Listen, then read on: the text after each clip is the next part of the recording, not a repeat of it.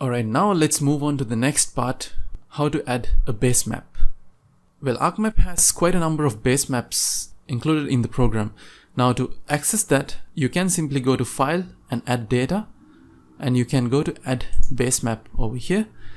And from here you can actually select different types of base map. Now we have the imagery with labels, streets, topographic map, National Geographic map, the terrain with labels, the OpenStreetMap. So depending on your choice, just make sure that you have a functioning internet connection and you'll be able to quite simply add the base map to your working interface. Now for this example, I'm going to add this OpenStreetMap. So let's see how it would look when I add this one. Now finally you get to see that we are working in some area which corresponds to this city of Cardiff of UK. And now you can see that how I have demarcated my area of interest. Actually, this demarcation was done just for the purpose of this tutorial, so there is no specific reason why I sort of segmented these two parts out. It's just basically to explain these concepts to you guys. Let me go ahead and maybe change the color of this. Yeah, so it stands out just a bit. And if I zoom this one out, you can see that it's located in this part of UK.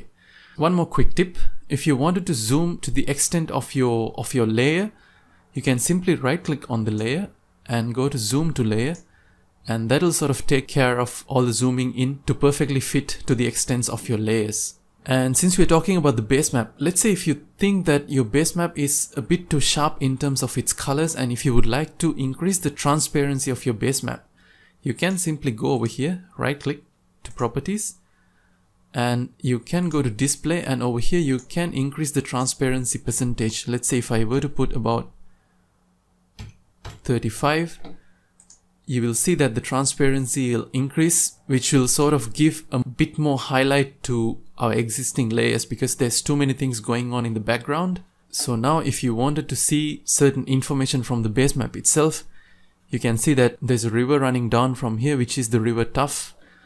And if I were to activate my river layers, you can see that it actually gets placed perfectly on top of this river.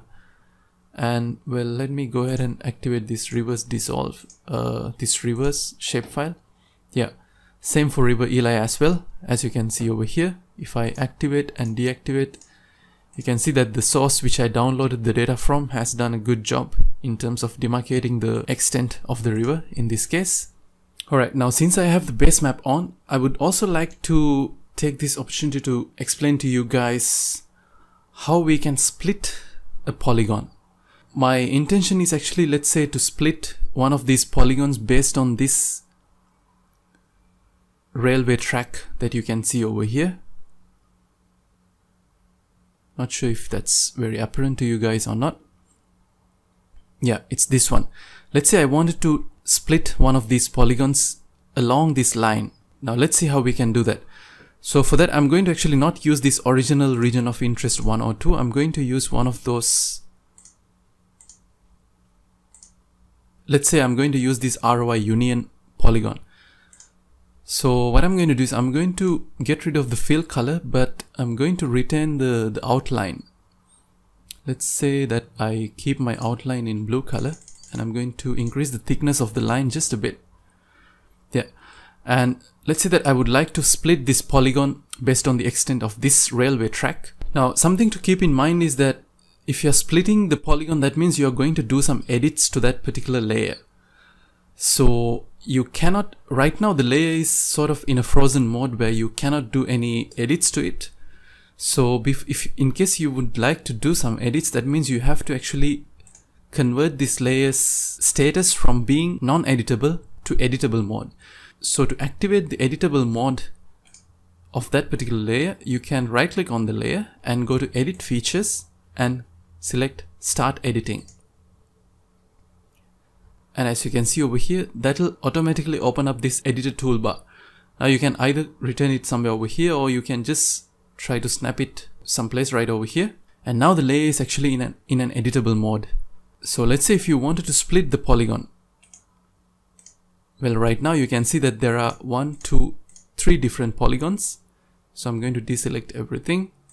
And if you wanted to split a polygon, you can use this tool, which is this cut polygons tool right over here. And it says that there is no selection. That's because if you wanted to use that cut polygon features, you actually first have to specify which attribute you would like to do the edit for. So I'm going to open up the attributes table again, and I would like to select this particular polygon attribute. And after that, I can go to this cut polygons tool, and now I can sort of specify the line through which I would like to make the cut simply by drawing on top of this rail line over here. Well, in this case, it's just a hypothetical scenario, but in your specific cases, there could be a number of reasons why you might need to split a polygon into two pieces. But if you can understand actually how the tool works in this example, then I'm sure that you'll be able to use that for your own specific case as well. You don't really need to finish the cut exactly on top of this line. You can actually extend it to wherever you want, but the cut will apply only to the extent of that particular selected polygon. So let's say I select somewhere over here, and now you can see that suddenly the number of attributes increased from 3 to 4. So which means if I select this part, now it's actually a separate attribute or a separate polygon by itself. And these two were already there before. And this is the new polygon which actually got cut by this particular line, as you can see over here. Now if you deselect everything, you will see that your new ROI union shapefile has now been cut into 1, 2, 3, 4 zones instead of just the 3 zones, which is how it was before. And let's say if you wanted to further cut this polygon into 2 parts, all I have to do is just select the corresponding polygon. That's not that one, it's actually the first one, just like this. And again, I can go to this cut polygons tool and demarcate however I want to actually make the cut, just like this. Yeah, now you can see that the number of attributes increased from 4 to 5, which corresponds to these 2 cuts that we did over here. Alright, so I guess you guys understood how to actually cut a polygon. Well, once you're done with your edits, just keep in mind that still this is in the editable mode. You don't want to leave a layer in editable mode because there's a good chance that by mistake you might do some edits. For example, if I were to select this particular piece of polygon, and if I happen to drag my mouse over it, you can see that it actually moves to somewhere else. And these kind of things can happen when your layer is in editable mode. So what I'm going to do is I'm going to go and undo that move first. And after that, I'm going to go to this editor toolbar over here. And I'm going to say stop editing, and it'll actually prompt saying that, asking whether I want to save my edits, and I will say yes. And now the layer has been moved from being editable to non-editable. Now even if I select anything on top of this, you can see that it actually doesn't get dragged into different places just like how it was before, because now it's converted into a non-editable layer. Alright. Now my next objective is actually to teach you guys how to calculate basic geometrical properties for given shapefiles. Now by geometrical properties, what I mean is things like calculating areas and things like lengths. Of course, areas for polygons and lengths for polylines. And we will see how we can do those calculations. For example, let's say I did this cut. I would like to know how much is the area of this particular piece of polygon. And you can calculate those kind of information very easily using this ArcMap software. So we'll see how we can do that. Alright, one thing to keep in mind when calculating areas is that all of these geospatial information are represented in a specific spatial reference system or coordinate system. Now if you would like to check the coordinate system of your entire data frame, you can go to these layers and select properties, and over here you can see what is your coordinate system. Now in this case, the coordinate system is actually a geographic coordinate system. And under world, it's the WGS 1984 Geographic Coordinate Reference System. Now, if you wanted to calculate an area, it's always wise to actually convert the existing coordinate system into a projected coordinate system, because then you can work with units such as meters or kilometers, depending on your preference. Now, for example, if I wanted to calculate the area, the standard method of calculating the area would be simply by adding a separate column into the attributes table of that particular layer. For example, let's say if I wanted to calculate the area of this region of interest 1, you can see that when I go to attributes table, we don't have anything much over here. So first what I would do is I would make some space to calculate the area by adding a new field, and I'm going to name that field as area. And over here the data type, if you leave it to be short or long integers, there won't be any decimal points, but if you would like to make the calculation a bit more precise, you can actually go with either float or double. And after that you can, let's say, click OK, and you can automatically calculate the area simply by selecting this particular column and by going to this calculate geometry option, and you can click yes. And you can see that over here this area and perimeter options are actually disabled by default, and you can see the coordinate system is actually WGS 1984. So before calculating the area, I will have to actually change the projection of my layer from being a geographic coordinate system into a projected coordinate system. Well, now you might be thinking how to actually identify the corresponding projected coordinate system which would be relevant for this particular area of the world. Now we are talking about this Cardiff city of UK. So what I would recommend is to actually find the corresponding UTM zone which can be used for your area of interest. And a quick trick that I do actually to find the corresponding UTM zone is, well, there are so many other references. If you just Google it, you will be able to very easily find the corresponding UTM zone as well. But if you are using a tool like Google Earth, you can very clearly get an idea of your UTM zone simply by using Google Earth as well.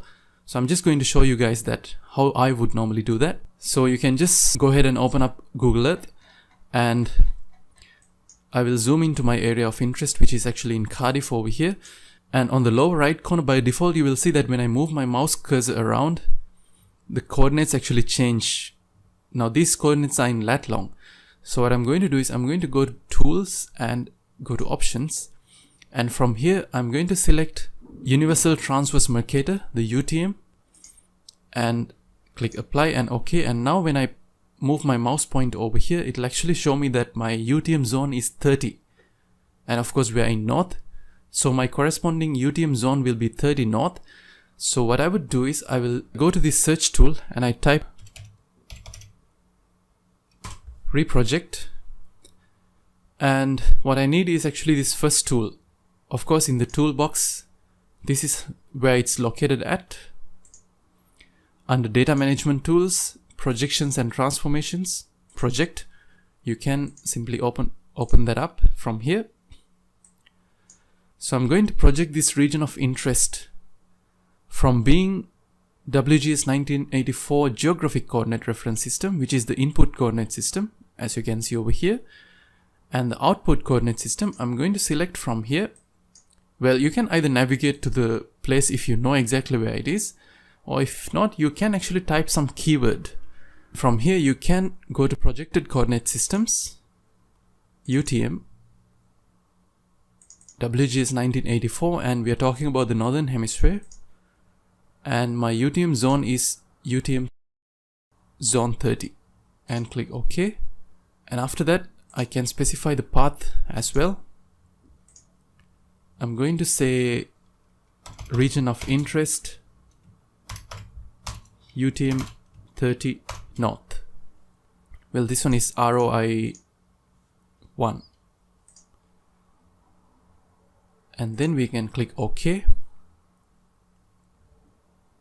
And you can see that now the reprojection is done already, and for some reason it didn't actually get added into my working space over here, but right from here you can see that we have that shapefile over here. So what I'm going to do is I'm going to just drag it and drop it on top of this. And the way to check whether it got transformed in terms of its projection is simply by going to properties, and over here in the source you can see that now the coordinate system is actually a projected coordinate system, which is the UTM zone 30, and before it was WGS 1984 geographic coordinate reference system. So now you know that this actually got reprojected according to our specified projected coordinate system. And now if I wanted to calculate the area, all I have to do is go to attributes table, and over here we still have that empty column that we created.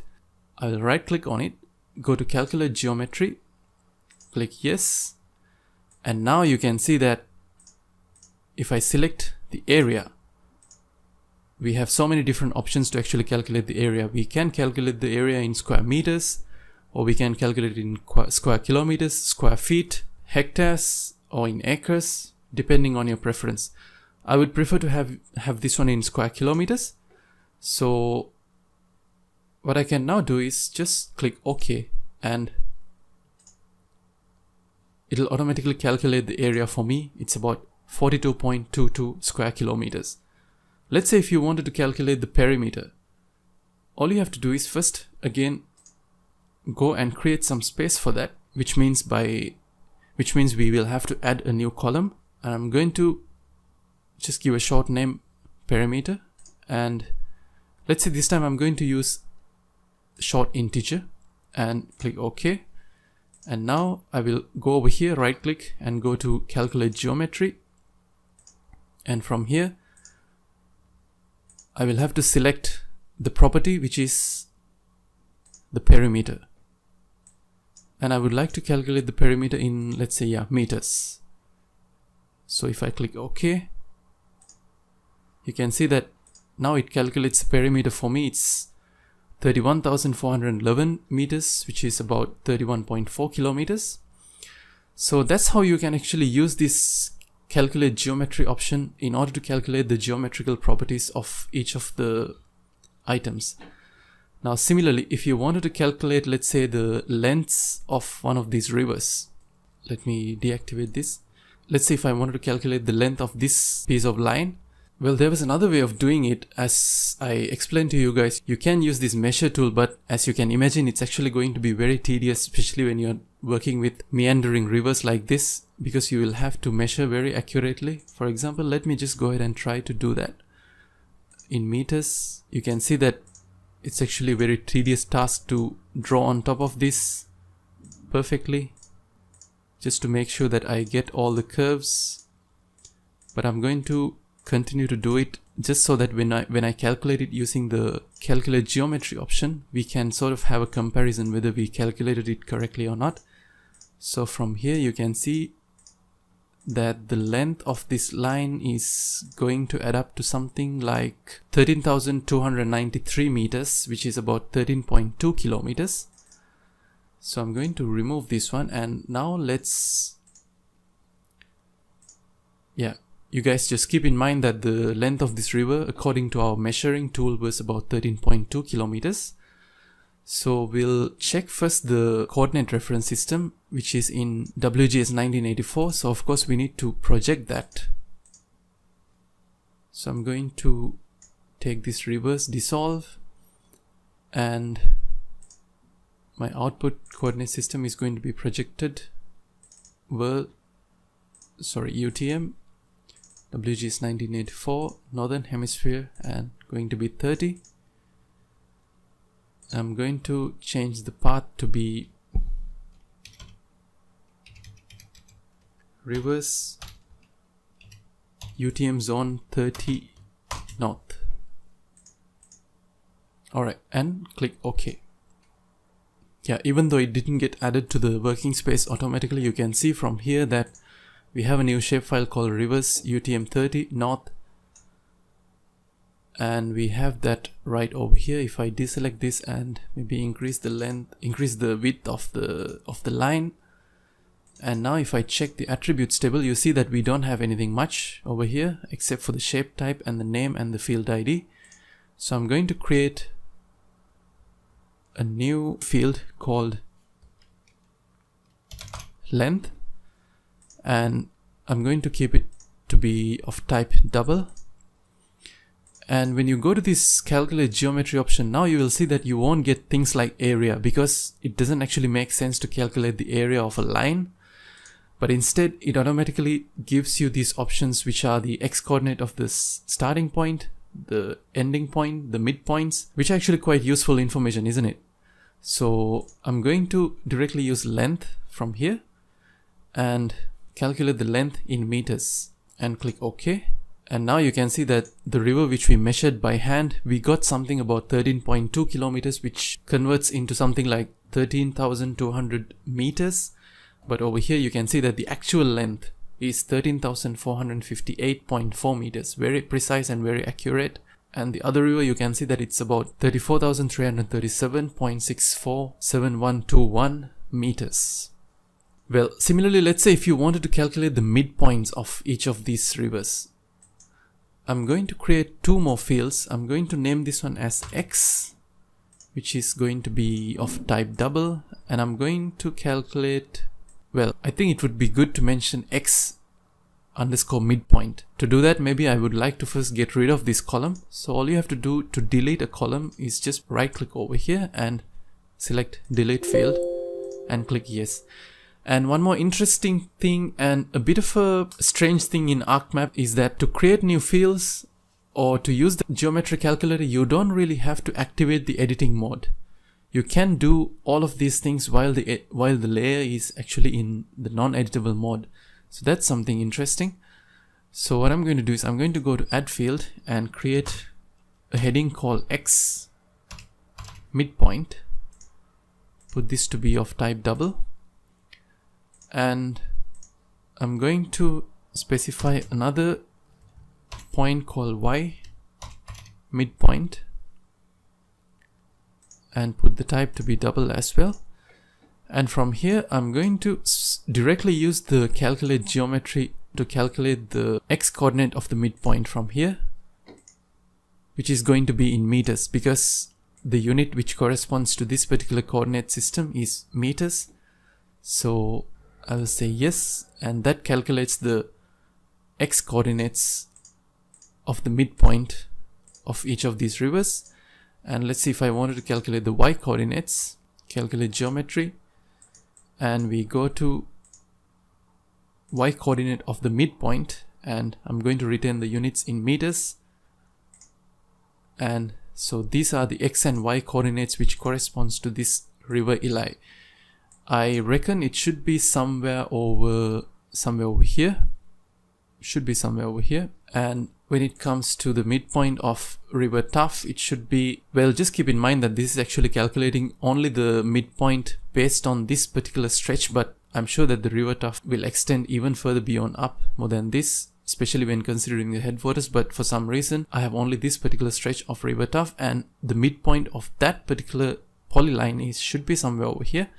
And these are the coordinates which correspond to that. Alright, let's go back to this banks layer. And let's say, for example, if I would like to calculate the X and Y coordinates of this banks layer for each bank, the X and Y coordinates of each bank, but you would like to do it in decimal degrees rather than doing it in meters. In that case, you don't really have to project this into a projected coordinate system. You can work with the existing WGS 1984 geographic coordinate reference system. So the way to calculate the X and Y coordinates would be, again, it's going to be the same method that we used, just that we have to create two empty columns to allow some spacing for that. So I'm going to add a field called X coordinate, which is going to be a double, and you can see that we have this empty, well, it gets filled up with zeros, but I think we can consider that to be an empty value. Y coordinate, again a double, and all you have to do is first select and go to calculate geometry.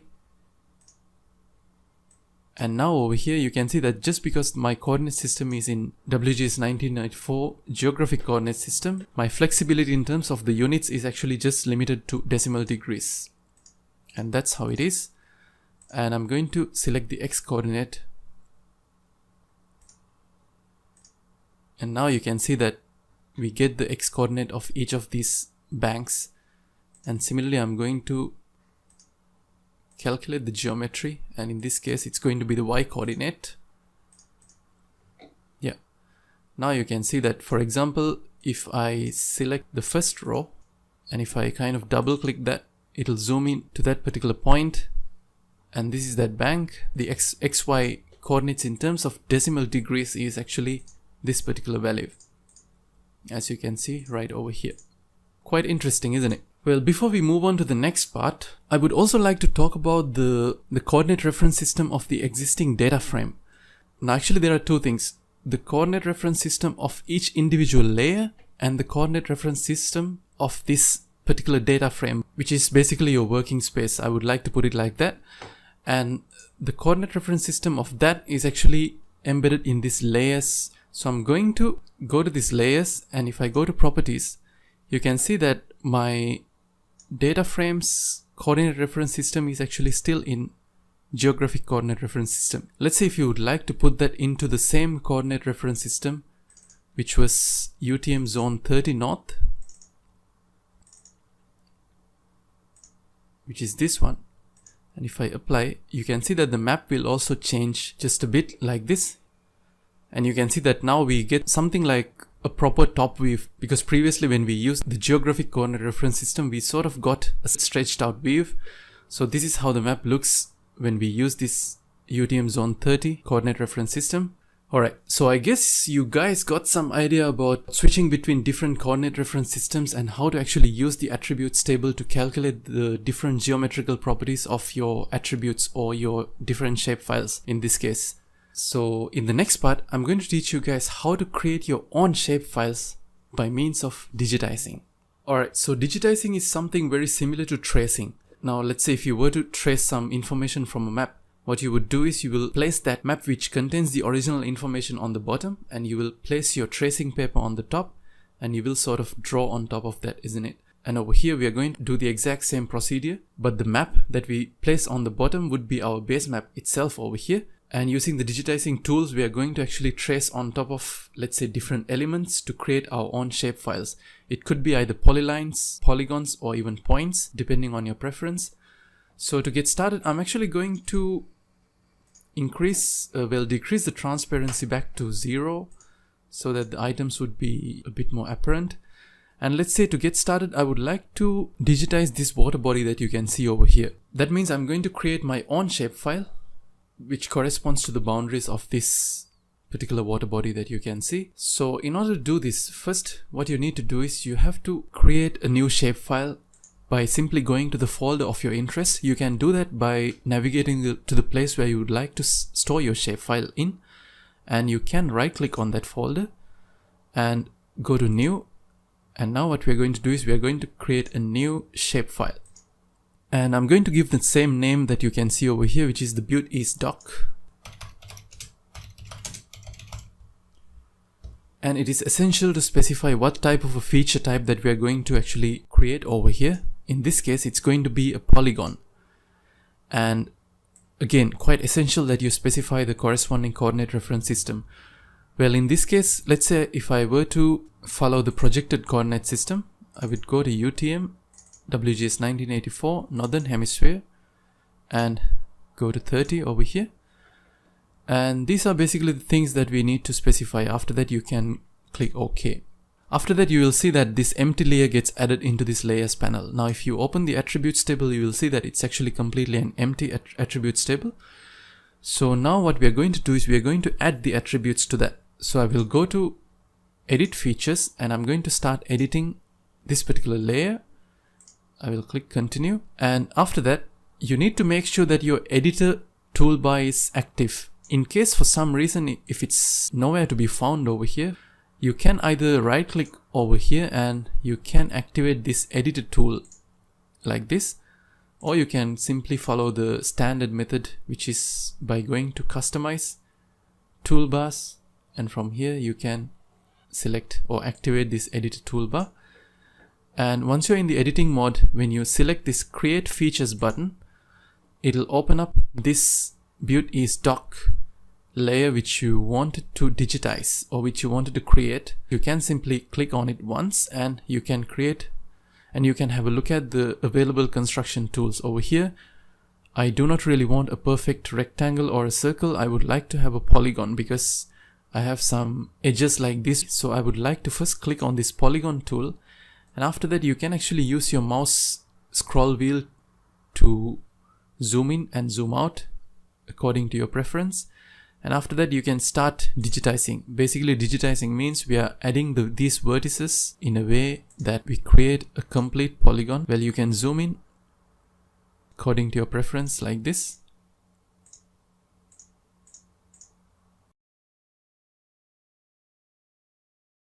And you can actually take your time to make sure that you do this digitizing quite accurately, but in this case I'm just going to speed it up just a bit because I'm doing it just for the purposes of demonstrating this to you guys.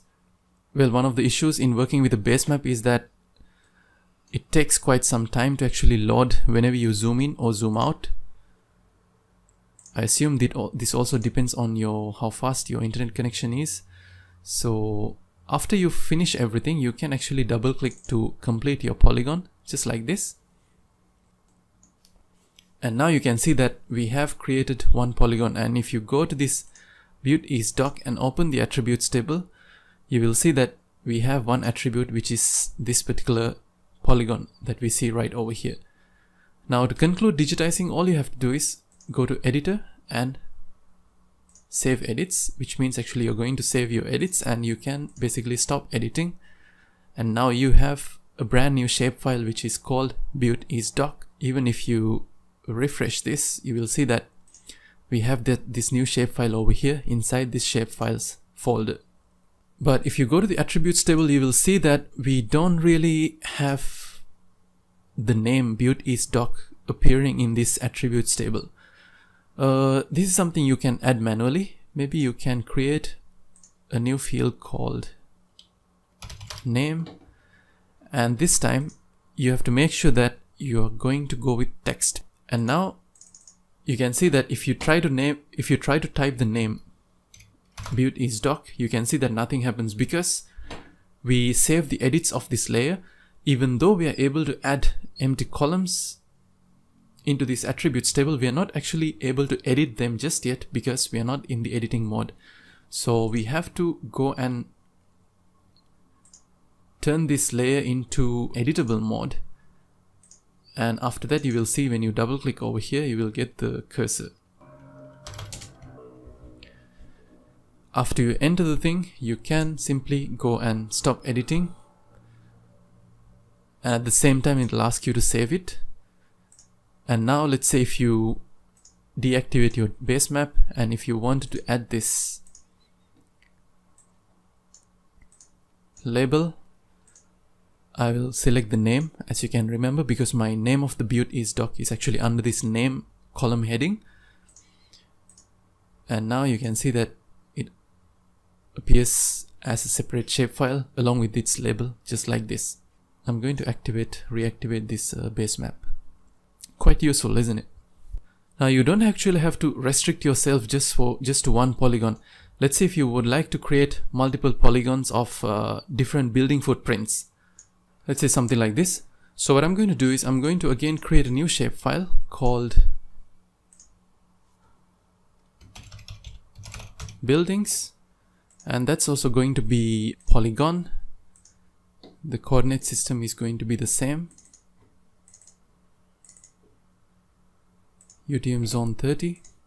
Click OK. And we again follow the standard procedure of changing a layer from being non-editable to editable by start editing over here, and then we go to create features and we click on this buildings over here, and we are going to click on polygon. So what I'm going to do is I'm going to maybe zoom in just a little bit. Well, after selecting polygons from these construction tools, you can actually start digitizing just like how you did it before.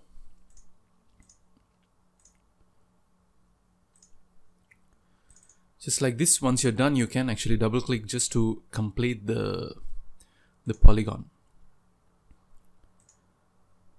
And each time when you start a new polygon, it'll be added as a new attribute to the attributes table. If I were to maybe, let's say, keep this one open like this.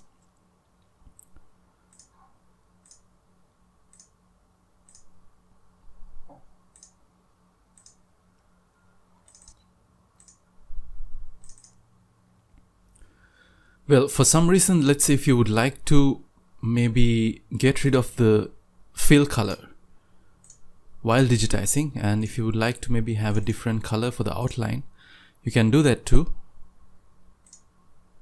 just like this. And once you're done, you can go to editor tool and select stop editing, and you get the option to actually save your edits. Now if you do have specific names for the buildings, you can add that over here as well. For example, let's say I will create a new column called name and put the type to be text.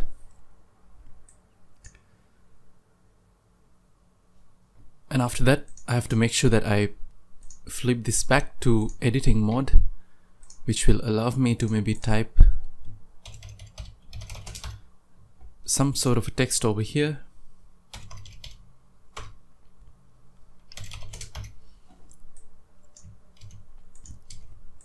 You can even copy and paste the same thing over here.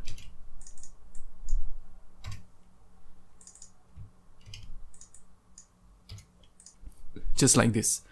After that, you can again go back and save your edits. And if you're done with everything, you can just stop editing, just like this.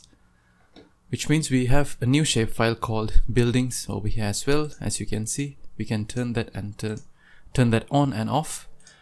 And similar to what you learned just a few minutes ago, if you wanted to calculate, let's say, the areas of each of these different building footprints, you can do that quite comfortably from here. We will create a new column called area and put the type to be in double. And we can go back to calculate geometry. And this time I'm going to keep the units in square meters. Yeah, you can see that it gets appeared over here. In case if you would like to see maybe less decimal points, you can go to right click over here and you can go to properties, and from here let's go to numeric, and you can reduce the number of decimal points to be, let's say, just 1 decimal point. Click OK and apply, and now you can see that we just get a bit of a clear view of different areas of these different building footprints, which we digitize by ourselves. Alright, before we wrap up, I would like to also digitize maybe one line feature. Let's say just for the demonstration purposes, I would like to digitize this rod starting from here all the way up to here. So all I have to do is open my Arc catalog, make sure I'm in the correct folder, create a new shapefile. I'm going to name this one as rod. In this case, I'm going to select polyline, select the corresponding coordinate reference system, and after that, well, you can change the styling from here itself before you even start digitizing. Well, let's say I'm going to select this expressway inbuilt symbol rather than making my own symbols. So I'm going to click OK, and after that I will flip this to be on the editing mode, and we go back to create features from here and select rod, and this time my construction tool is actually going to be a line, so I'm going to select that, and after that I will basically digitize on top of this rod, just like this. Yeah, let's say that's just one rod, and maybe if I wanted to create another piece, let's say from here up to here, up to this junction. Yeah, now you can see that if I open the attributes table, I have two features, two polyline features. One is this rod and the other one is this rod. If I turn off the base map, you can see the polyline quite clearly over here as well. So I'm not going to do that for point because the workflow is exactly the same, just that on the type of the shape you have to select point instead of polyline or polygon, and then you will be good to go. You can pinpoint the things that you want, and afterwards you can actually create new columns to add any specific details that you would like to add regarding those points as well. So I'm going to stop editing this. And by the way, I would like to remind to you guys that all those new shapefiles which we created by ourselves are also added over here. You can see the raw shapefile which we had is actually over here because we created those shapefiles inside this shapefiles folder. So everything will get added over here. So in case if you would like to pass all of this to somebody else, that can be done quite easily. Alright, before we wrap up the part which corresponds to working with vector data, I would also like to show you guys how to export shapefiles into other formats as well. Let's say I have this ROI union shapefile which I created over here. Now for example, if you wanted to export this into a different location, you can simply go to data and export data, and from here you can select the new location. Now for example, if I wanted to create a new folder within this shapefiles, I'm going to create, let's say, a folder called test, and I open that, and after that you can save the file type as shapefile, and from here I'm going to name this one as ROI union.shp, and I can simply export that. And it's asking me whether I want to add that exported data into the map as a layer or not. In this case, I'm just going to say no, because I just wanted to show you guys how we can export these layers that we have over here as shapefiles. And if I navigate back to that corresponding folder, you can see that we have this folder called test, and inside that we have the ROI union shapefile.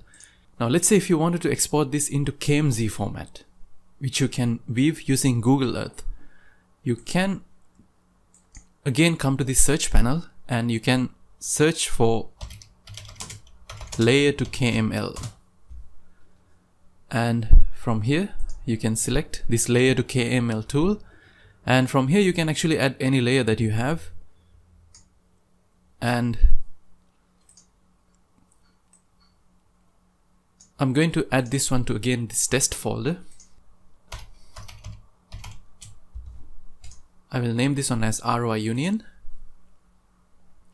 and you can see that the extension actually got automatically changed to .kmz. That's the file extension that we need as well. And I'm going to just click OK. And now if I navigate back to the place where I have exported that file into, you can see that over here I have this KMZ file which is having this icon of Google Earth. So of course, if you have installed Google Earth, all you have to do is just simply double click over here, and that'll open up that particular shapefile as a layer in Google Earth itself. Pretty interesting, isn't it? Just like this, you can transfer any kind of vector data into Google Earth. Points, lines, polygons, doesn't really matter. And if you actually had some meaningful information inside this attributes table, you can weave that as well from here. And if you activate your panel over here, you can see we have now the KMZ file called ROI union, and if you expand that, you will be able to see the different polygon features. So this is just like weaving the attributes table in ArcMap, but over here we have the option to sort of turn on and off not just the entire layer, but the different attributes of the layer as well, which is quite interesting actually. So that was how to export vector layers from ArcMap into programs like Google Earth by converting the format from being ESRI Shapefile to KMZ. Alright guys, now in the next part, I'm going to move on to working with raster data.